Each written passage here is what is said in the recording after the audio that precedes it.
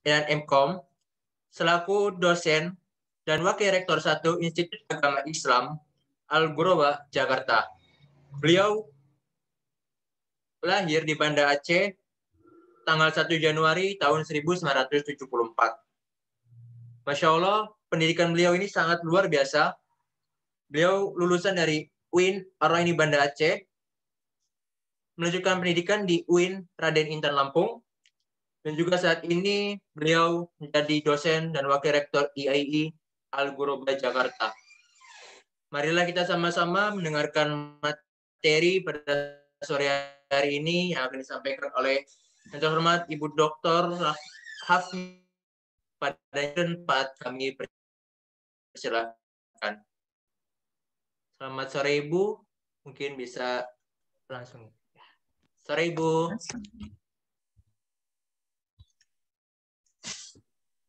Warahmatullahi wabarakatuh. Alhamdulillah, hari ini kita Allah pertemukan dalam sebuah bingkai ukhuwah ya, Santri Institut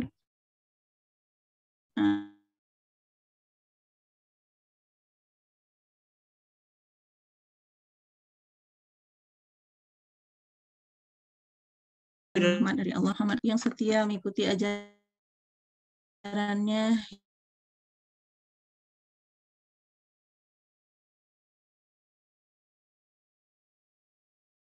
akhir kelak namanya, dan kebetulan beliau oleh teman saya, teman dari teman saya, bukan teman saya.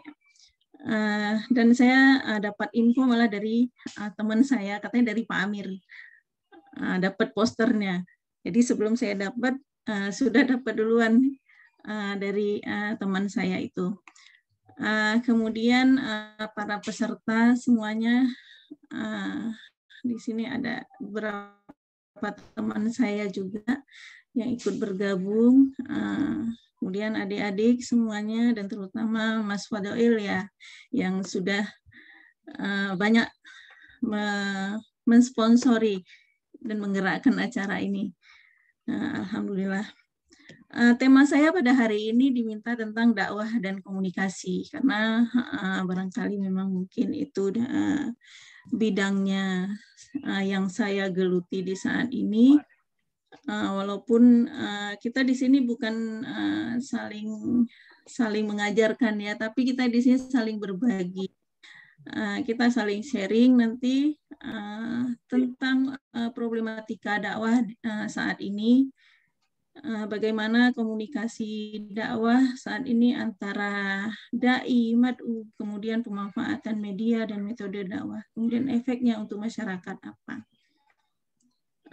Baik, kita mulai bahwa dakwah itu kalau dalam pengertian yang luas, itu dakwah bukan hanya mengajak, menyeru, tapi juga membina umat menuju ke arah yang lebih bagus. Kalau dalam Al-Quran, ayat tentang dakwah itu sangat banyak yang menyerukan kita untuk selalu berdakwah, mengajak manusia, menyerukan manusia, kemudian membina manusia kepada jalan yang diridhoi Allah untuk kesejahteraan kita semua. Jalan yang diridhoi Allah itu adalah dengan menegakkan amar ma'ruf nahi mungkar. Dalam Al-Quran surat Ali Imran 104, itu Allah berfirman, wal takum minkum ummatu yad'una ilal khairi wa ya'muruna bil ma'ruf wa yanhauna 'anil munkar wa ulaika humul muflihun. Jadi orang-orang yang menang di sana itu adalah orang-orang yang menegakkan amar ma'ruf nahi mungkar. Dan kita harus menjadi bagian dari sana. Karena apa? Kalau kita lihat problematika dakwah hari ini, majelis taklim itu tumbuh di mana-mana.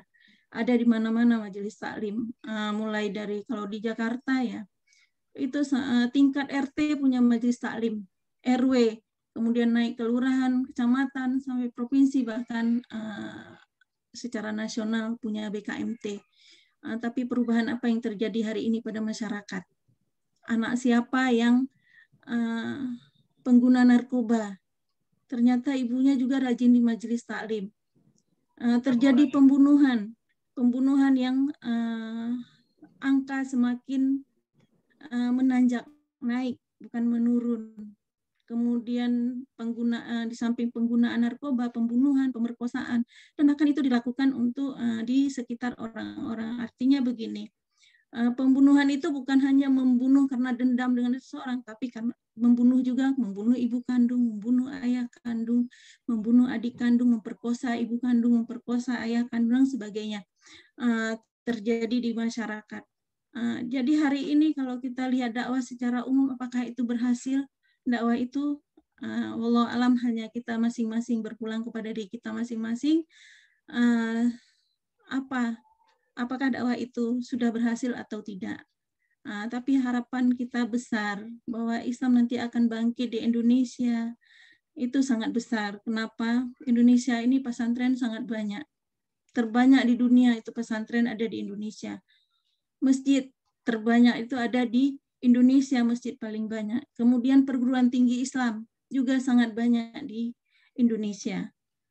Namun yang sangat miris adalah berita di Republika baru-baru ini bahwa 65% umat Muslim Indonesia tidak bisa membaca Al-Quran. Dan itulah tantangan dakwah kita ke depan. Dan tugas kita, terutama santri institut, mungkin di pundak kita lah semua, bagaimana membina umat ini supaya lebih baik ke depan. Jadi ayat tadi, watakum minkum, jadilah kamu bagian, harus ada di antara kamu sebagian. Umat itu yada'una ilal khairis, sebagian umat yang menyeru kepada kebaikan. Wa yanhauna 'anil munkar, mencegah dari yang mungkar. Ulaika humul muflihun, mereka lah orang-orang yang beruntung. Kemudian di ayat berikutnya Allah menjelaskan, kuntum khaira ummatin, kamu adalah sebaik-baik umat, ukhrijat linnas, yang dikeluarkan untuk manusia. Umat yang baik itu kalau menurut Al-Quran itu ada 3. Ya'muruna bil ma'ruf, yanhauna 'anil munkar, yu'minuna billah. Jadi ta'muruna bil ma'ruf, kamu menyeru kepada yang ma'ruf, tanhauna 'anil munkar, kamu mencegah dari yang munkar, wa tu'minuna billah, dan beriman kepada Allah. Kalau untuk kita berbuat baik kepada sesama, itu siapa saja bisa melakukan. Artinya bukan hanya umat Islam bisa melakukan, umat di luar Islam pun bisa melakukan. Bagaimana sedekahnya, atau infaknya, atau semacam hibahnya non-Muslim untuk orang-orang yang kurang mampu di negara-negara kurang mampu, itu kurang apa mereka berbuat. Itu bagian dari mereka ma'ruf mereka, kebaikan mereka. Tanhauna 'anil munkar, semua agama sama, semua agama itu kalau untuk yang kemungkaran mereka tidak mau secara umum. Tapi yang membedakan kita adalah yang ketiga, tu'minuna billah, itu mereka tidak punya. Beriman kepada Allah. Makanya kita menjadi umat terbaik ini dengan 3 komponen. Beramar ma'ruf, nahi mungkar, dan beriman kepada Allah. Itu ada dalam surat Al-Imran ayat 110. Jadi menjadi umat yang terbaik itu adalah umat yang berdakwah dan beriman. Bukan hanya berdakwah tapi tidak beriman. Hari ini kita lihat, kalau kita bercerita tentang iman, panggilan puasa itu adalah panggilan iman. Betapa banyak umat Islam hari ini tidak berpuasa. Kenapa? Berislam tapi belum beriman. Karena panggilan iman itu belum sampai. Kita pulang, kita tarawih, kita lihat di warung kopi penuh dengan anak muda. Itu tugas siapa? Panggilan iman mereka belum sampai ke sana.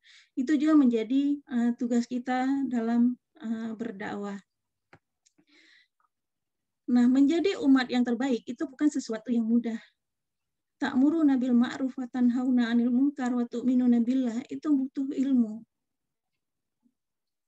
Butuh ilmu dalam hal berdakwah.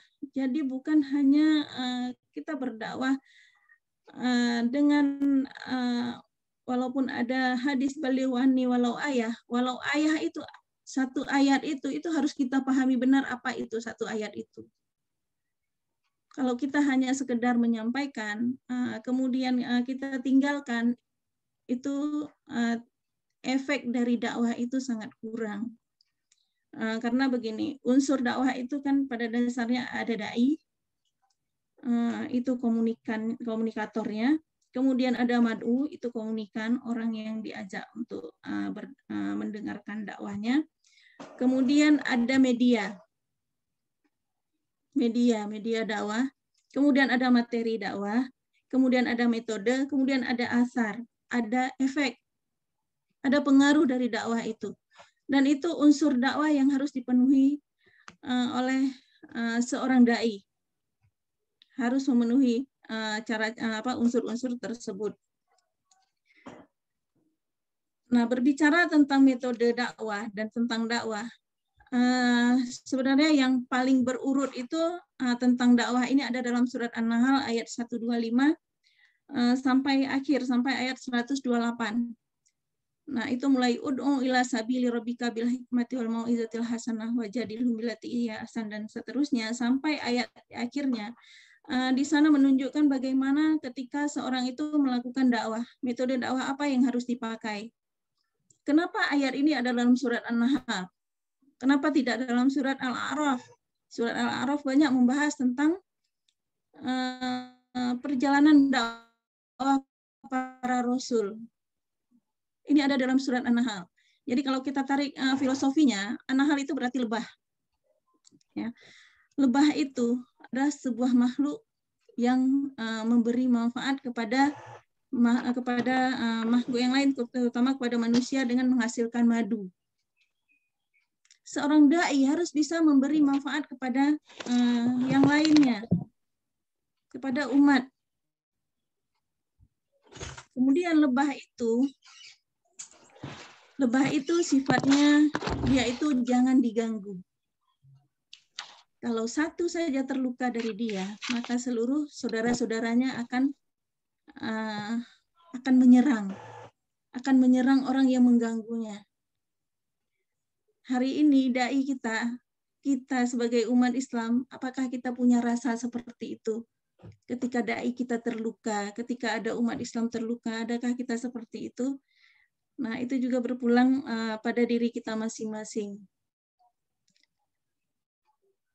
Jadi filosofi surat An-Nahl di sana dimuat ayat tentang dakwah, bahwa kita belajar dari lebah. Lebah itu persatuannya sangat kuat, kemudian dia menghasilkan yang sangat bermanfaat, menjadi obat bagi manusia, tapi dia satu, jangan diganggu. Ya, jangan coba mengganggu lebah. Nah, mungkin kalau Mas Fadoil mau coba mengganggu, nggak apa-apa untuk ngetes bakal diserbu nggak gitu sama lebah kalau mengganggu lebahnya. Seperti itu. Kemudian para peserta Santri Institut yang dirahmati Allah, dalam berdakwah ini juga sumber dakwah itu adalah Al-Quran dan Al-Hadis pada saat ini. Kalau pada masa Rasul, itu dakwah itu yang menjadi media dakwah itu adalah Al-Quran. Itu dari Al-Quran semua sumber dakwah. Ketika Rasul berdakwah, apapun masalahnya, Rasul mengembalikannya kepada Allah, kemudian Allah menurunkan kepada Rasul itu Al-Quran. Nah, ketika Al-Quran turun, Al-Quran itu tidak langsung turun kepada Rasul, tapi melalui malaikat Jibril. Itulah yang disebut kalau di dalam komunikasi itu Allah itu sebagai sender, sebagai pengirim. Rasul itu sebagai receiver-nya, sebagai penerima. Jadi antara sender dan receiver itu di tengah-tengahnya ada channel. Channel itulah yang dinamakan dengan malaikat Jibril. Ada penghubung antara Allah dan Rasul, ada penghubung yaitu Jibril. Jibril inilah yang akan menyampaikan kepada Rasul, kemudian Rasul menyampaikan kepada umatnya. Kalau dalam teori komunikasi Islam, itu penyampaian dalam Islam itu, tablik itu istilahnya resepsi aktif. Artinya, ketika dai menyampaikan, bukan berarti dai itu cukup dai saja yang menguasai. Tapi mad'u itu juga diharapkan bisa menjadi dai lagi untuk menyampaikan, artinya berantai.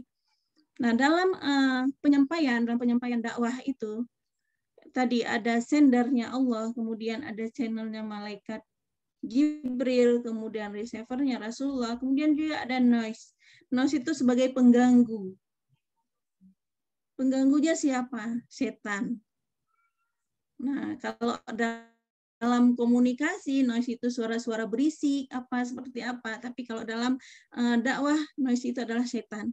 Manusia selalu didampingi oleh setan kemana saja.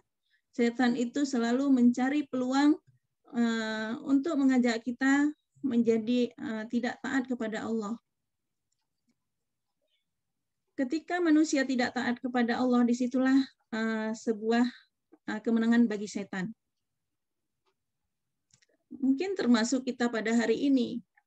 Dengan puasa itu juga kita setan di satu sisi di dalam hadis dikatakan setan diikat di bulan Ramadan, tapi yang diikat itu mungkin rajanya, anak-anaknya masih banyak.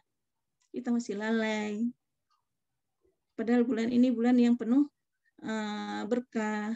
Kemudian kita juga sibuk.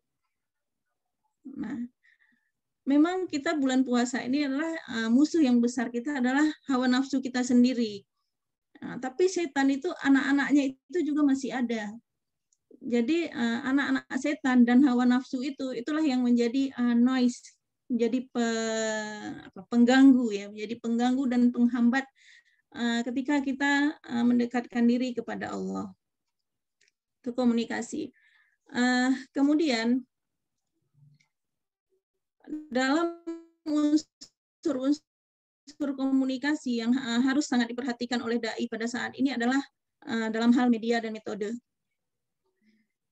Media dakwah hari ini sangat beragam, mulai dari media sosial, kemudian baik secara konvensional yang masih lama dengan cara ceramah atau webinar dan sebagainya. Tapi yang paling efektif saat ini adalah media sosial. Jadi ketika terjadi perang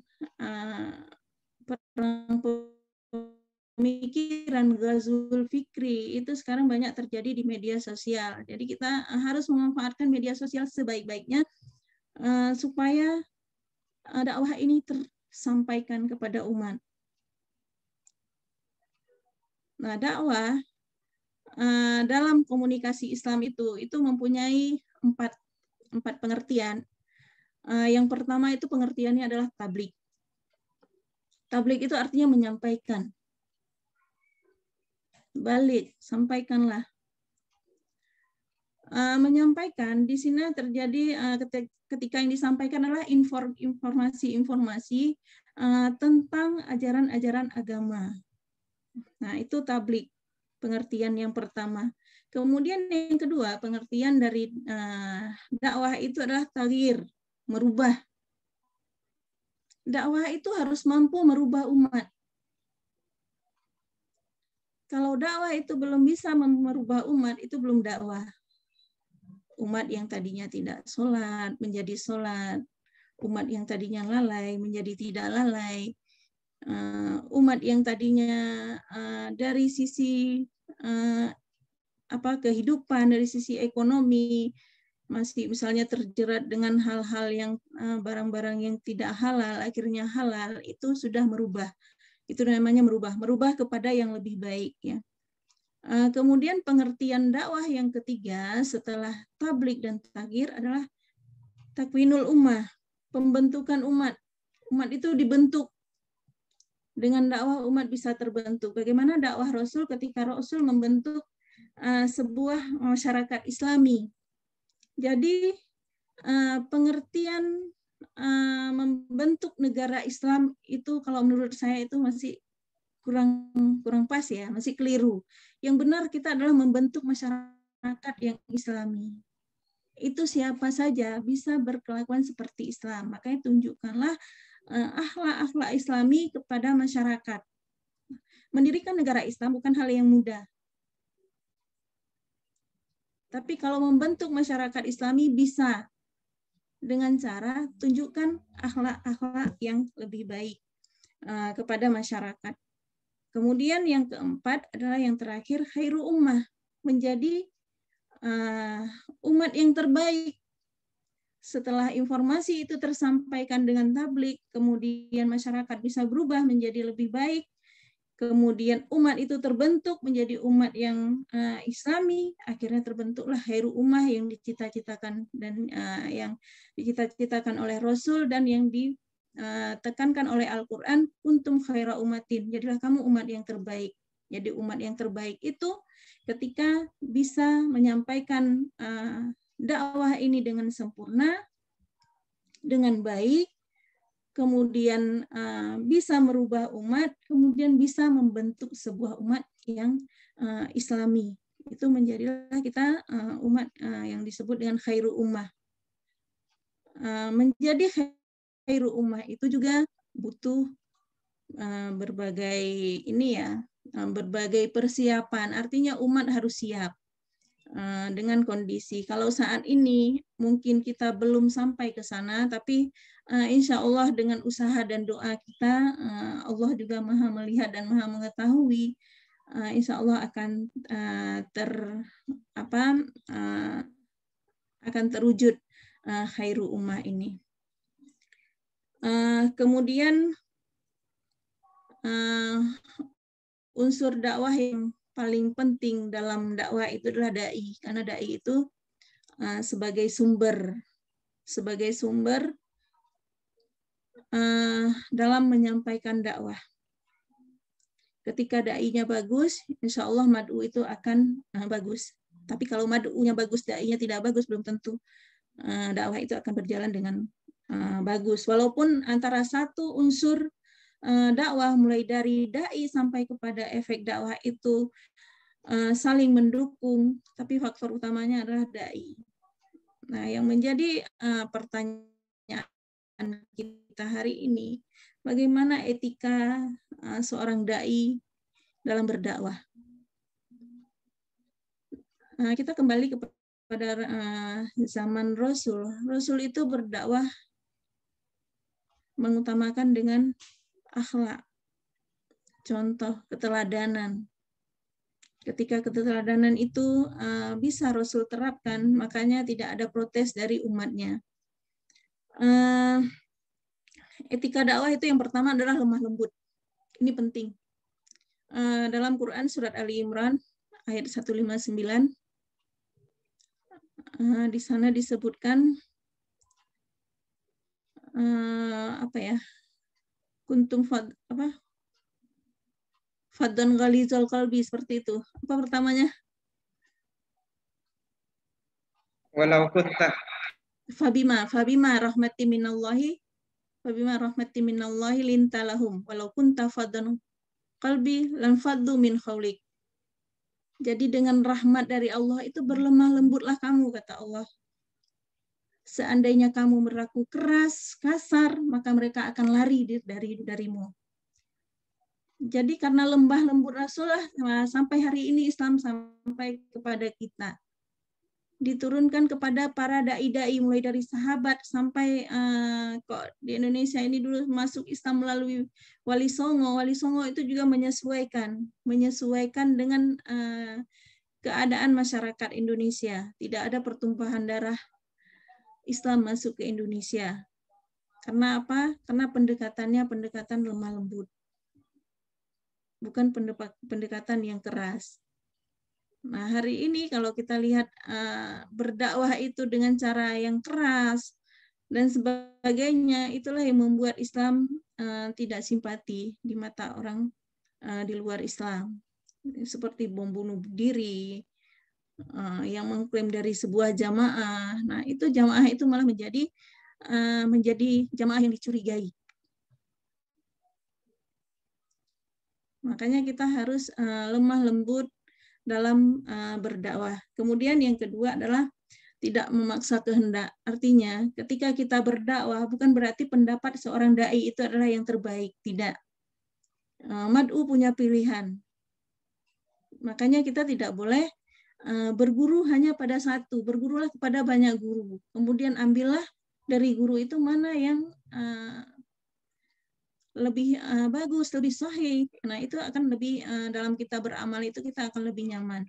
Kemudian seorang dai juga tidak boleh sombong. Artinya begini, ketika kita berdakwah, kemudian kita dengan menerapkan prinsip tadi tablik, taghir, takwinul ummah dan sebagainya, alhamdulillah bisa berubah misalnya. Ibu-ibu itu atau bapak-bapak itu dari sholatnya nggak ke masjid, jadi sholat ke masjid, sholat 5 waktunya terjaga. Nah, itu bukan kebanggaan bagi dai, tetapi itu adalah karena hidayah dari Allah. Jadi ketika dia berubah, itu bukan berarti itu kerja keras dai, tidak. Dai itu hanya sebagai sebab saja. Jadi seorang dai itu pantang ngomong ya, itu gara-gara saya itu kampung itu bisa bagus. Nah, itu pahala dakwahnya itu tuh udah berkurang.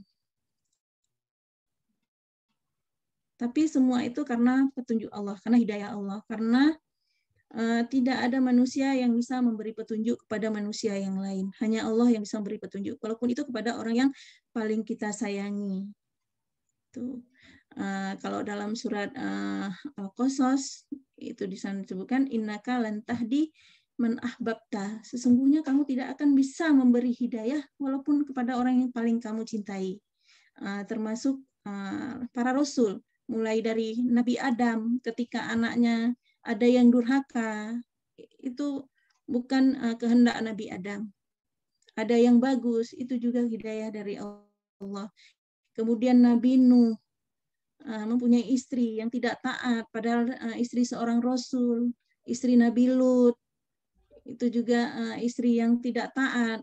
Karena memang di sana terbukti bahwa walaupun seorang nabi pun tidak bisa memberi hidayah kepada orang-orang yang paling dicintainya, apalagi kepada umatnya, tidak bisa diberi hidayah.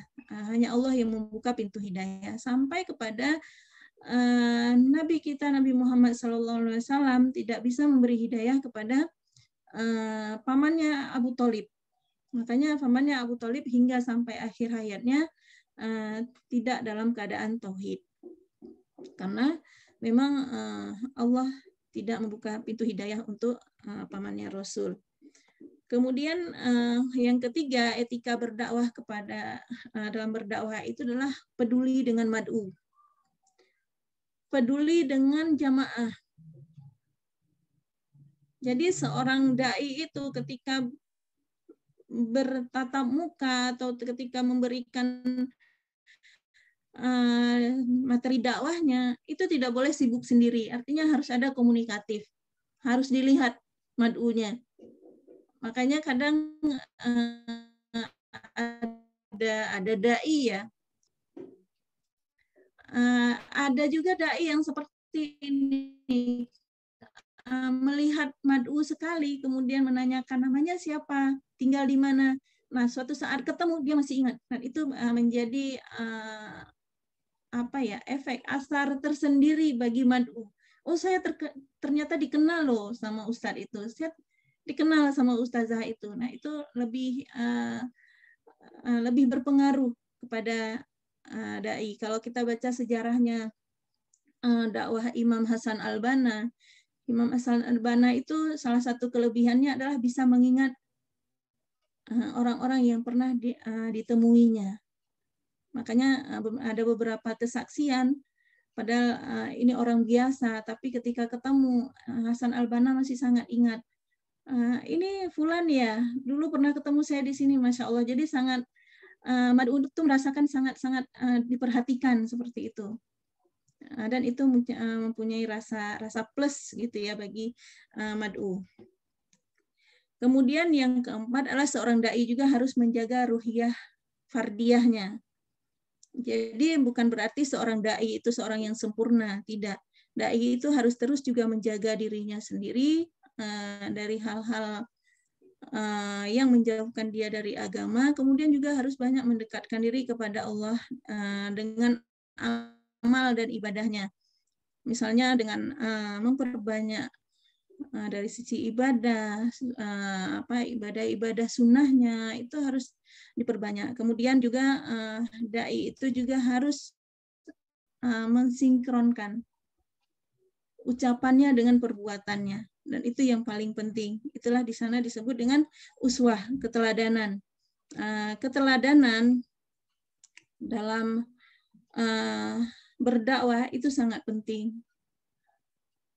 Ketika dai misalnya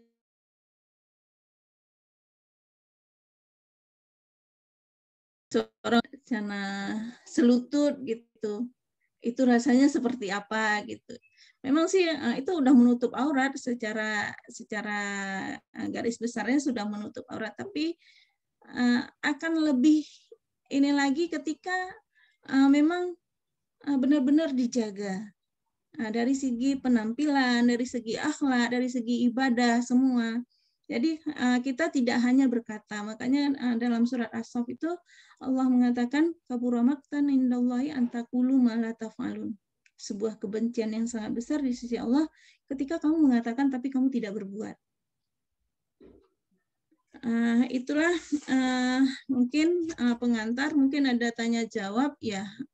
Tadi moderator Bapak Fahri ya. Sekilas ini tentang dakwah dan komunikasi Islam. Mungkin setelah ini kalau ada tanya jawab dipersilakan. Mungkin ini saya serahkan dulu ke moderatornya tadi, siapa Pak Fahri?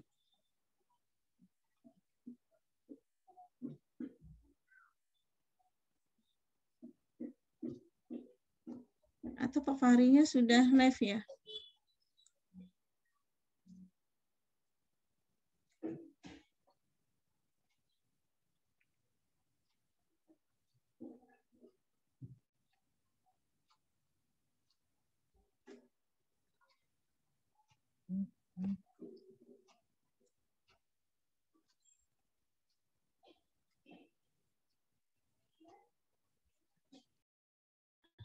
Suaranya Pak Fahri tidak ada suaranya.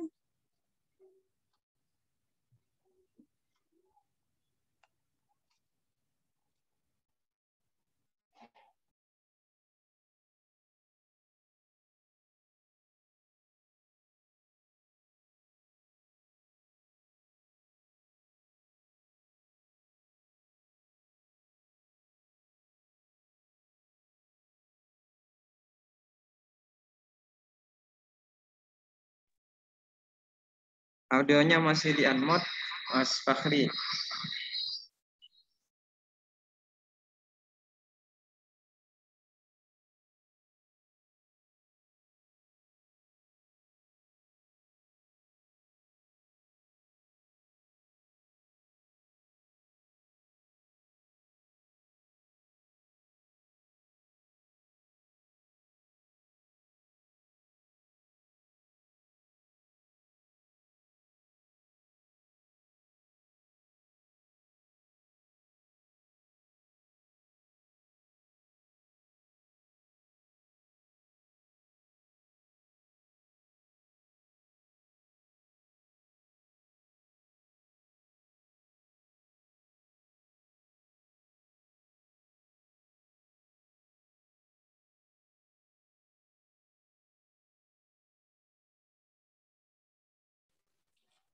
Suaranya tidak kedengeran.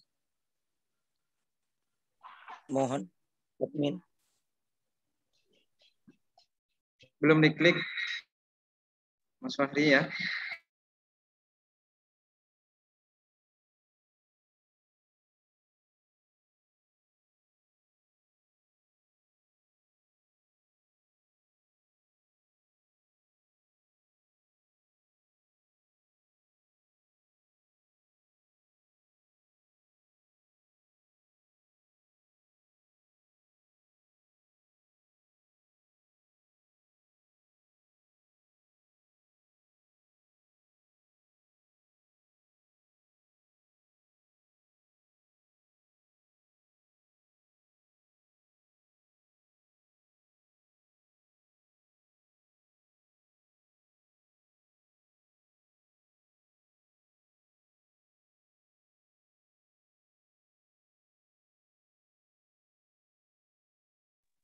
Halo, cek, izin.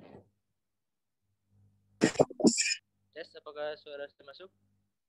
Oke, udah bisa.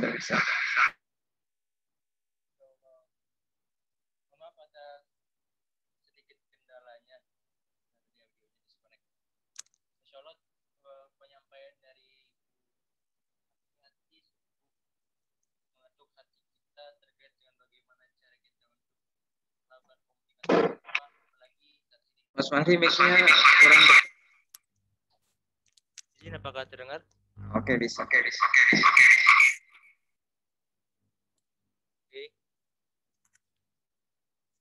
Dari materi yang tadi Ibu Hafniati sudah paparkan, kita sama-sama belajar di sini bagaimana caranya kita untuk melakukan komunikasi dakwah di era digitalisasi terutama. Apakah dari peserta ada yang ingin bertanya atau ingin sharing dengan pemateri kita pada sore hari ini, atau juga mungkin ada sedikit pertanyaan yang ingin disampaikan kepada pemateri? Waktu dan tempat saya persilahkan kepada para partisipan dapat raise hand atau langsung unmute myself untuk bertanya kepada pemateri. Waktu dan tempat kami persilahkan.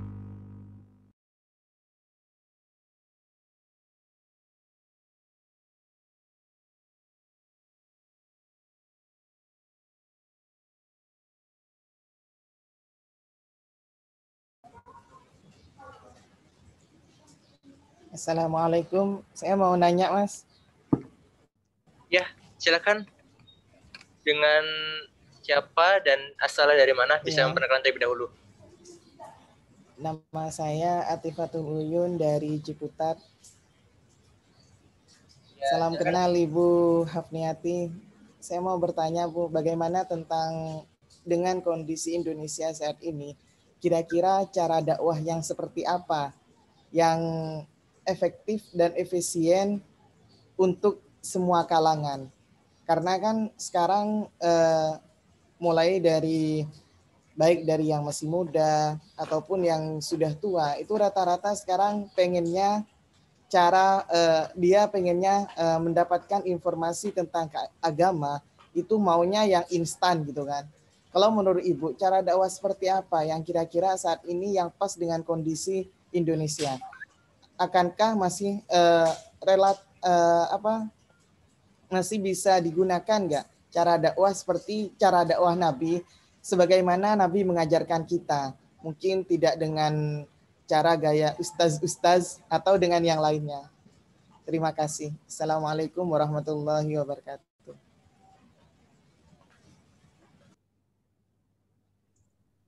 Waalaikumsalam warahmatullahi wabarakatuh. Saya langsung ya Mas Fahri. Ya, mangga Ibu. Langsung saja Ibu. Ya, baik. Terima kasih Ibu Atifatul Uyun ya.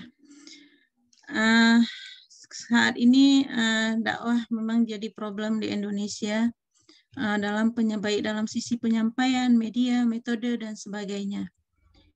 Kalau mau ditanya metode apa yang paling tepat, itu dikembalikan kepada latar belakang mad'u. Mad'u itu mau seperti apa? Misalnya kalau untuk daerah pinggiran yang mereka ekonomi rendah, kemudian mereka pendidikan rendah, nah itu mereka kalau kita ajak sholat atau kita berdakwah, kita bercerita tentang agama, mereka akan bertanya, kami untuk isi perut kami aja nggak ada, mau cerita apa? Nah, dari situ mungkin bisa dengan dakwah ekonomi, melalui ekonomi. Jadi mengajak mad'u melalui pendekatan ekonomi, itu bisa. Kemudian untuk kalangan-kalangan kantor, mereka kan udah mapan segala macam. Nah, itu baru mereka peningkatan penyadaran kepada agama.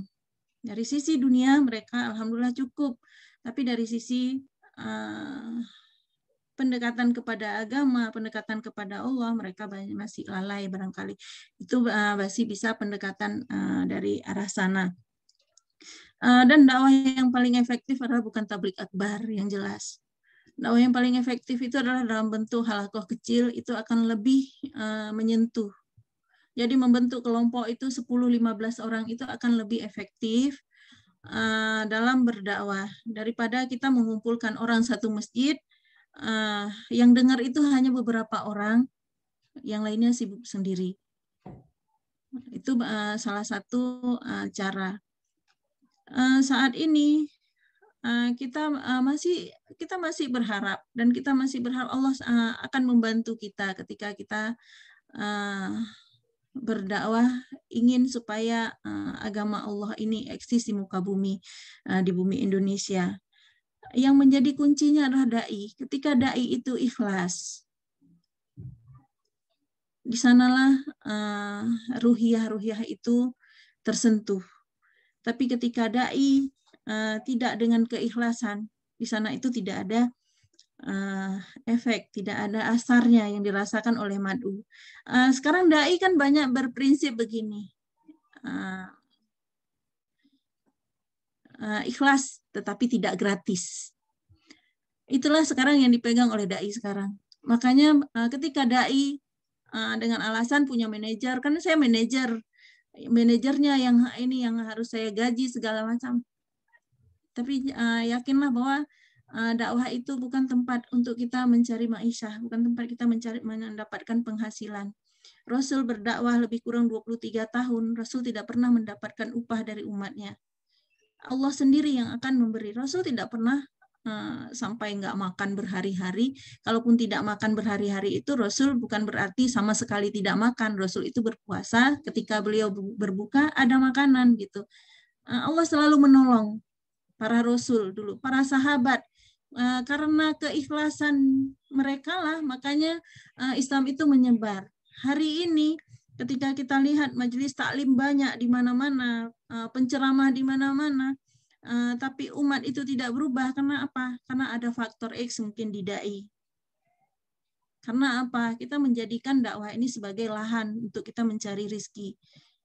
Tapi kita harus samakan persepsi kita semua bahwa dakwah ini bukan lahan untuk mencari rezeki, tapi dakwah ini adalah untuk mencari pahala, memang untuk di akhirat nanti, bukan untuk di dunia. Kalaupun terjadi sesuatu katakanlah suatu keberkahan dalam hidup, nah itulah keberkahan yang kita terima. Kita berdakwah di jalan Allah, alhamdulillah kita rezeki nggak kurang juga. Memang kalau untuk mau lebih ya nggak bakal lebih mungkin, tapi untuk cukup kan yang disuruh cari kita cukup. Yang penting kita hidup ini adalah cukup. Mau beli rumah cukup, mau makan cukup, beli mobil cukup, kan cukup. Yang penting tidak perlu lebih. Mau bersedekah cukup. Nah itu yang penting di dalam berdakwah. Jadi dakwah sekarang itu kalau menurut saya kalau mau dilaksanakan dakwah yang paling efektif itu adalah dakwah dengan kelompok. Kelompok ini karena bisa menghasilkan dai lagi. Ketika dai menyampaikan kepada mad'u, mad'u kembali menjadi dai menyampaikan lagi kepada orang lain, dan berantai-berantai seperti itulah yang akan lebih mempercepat proses dakwah. Kemudian menggunakan metode yang digunakan disesuaikan dengan latar belakang mad'u. Ketika kita melihat mad'u, makanya seorang dai itu harus perhatian dengan mad'u. Di situ harus melihat dari sisi psikologisnya itu mad'u ini butuhnya apa. Jangan mad'u itu butuhnya beras, tapi kita cerita tentang puasa.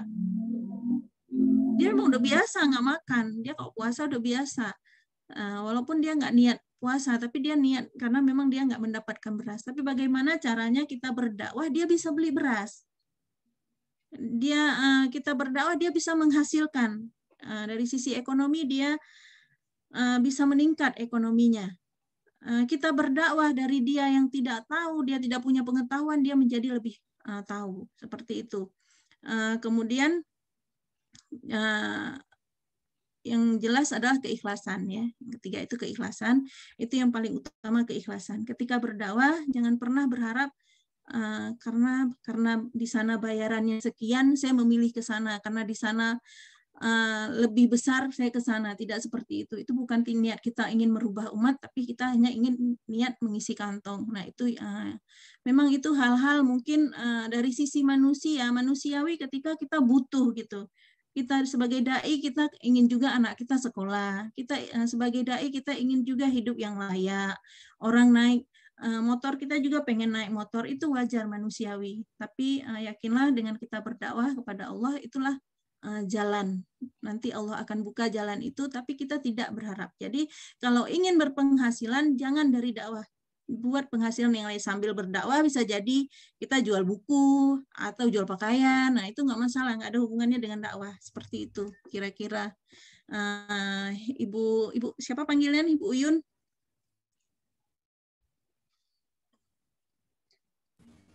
Atif, Ibu. Terima kasih. Sama-sama. Masya Allah, terima kasih kepada Ibu Hafniati atas penjelasannya terkait dengan bagaimana sih cara berdakwah yang efektif, apalagi kan kita di era modernisasi, Dewi ya, yang bisa menempatkan diri sebagai kita, apalagi sebagai dai, Pak, apabila kita menyampaikan suatu dakwah, tentunya harus efektif,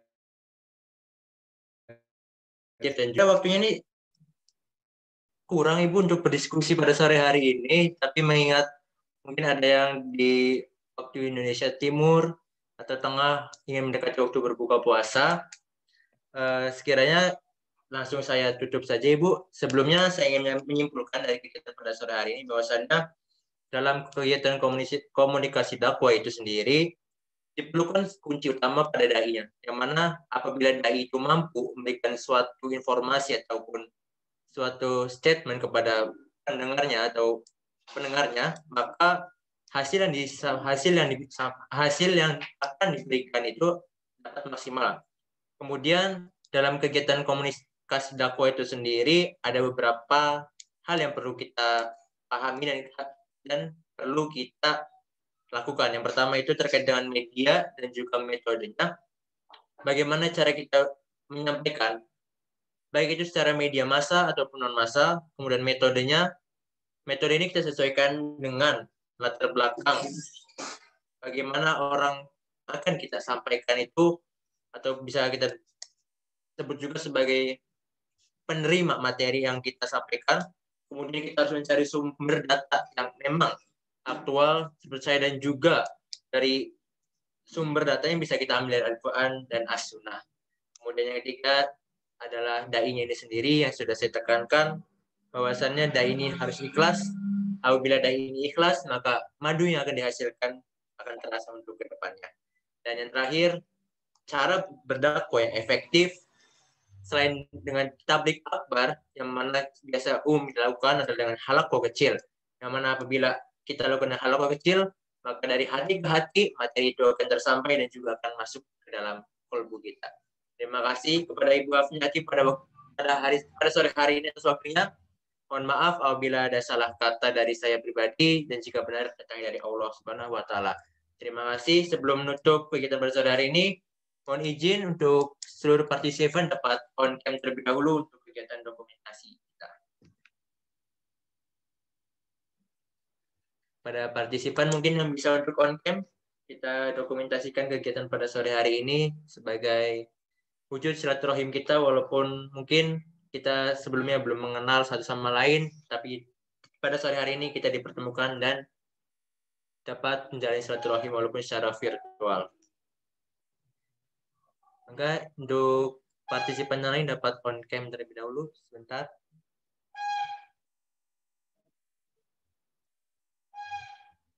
Ya, on cam dulu sebentar, kita dokumentasi kegiatan kita. Oke, saya hitung 1. Mangga yang mau masih on cam ditunggu 1 menit lagi. Ya.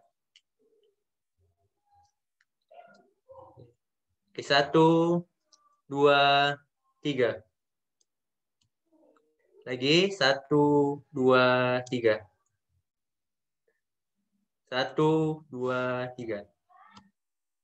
Oke, terima kasih atas waktunya pada sore hari ini. Saya pamit undur diri. Terima kasih. Assalamualaikum warahmatullahi wabarakatuh. Terima kasih. Waalaikumsalam warahmatullahi wabarakatuh.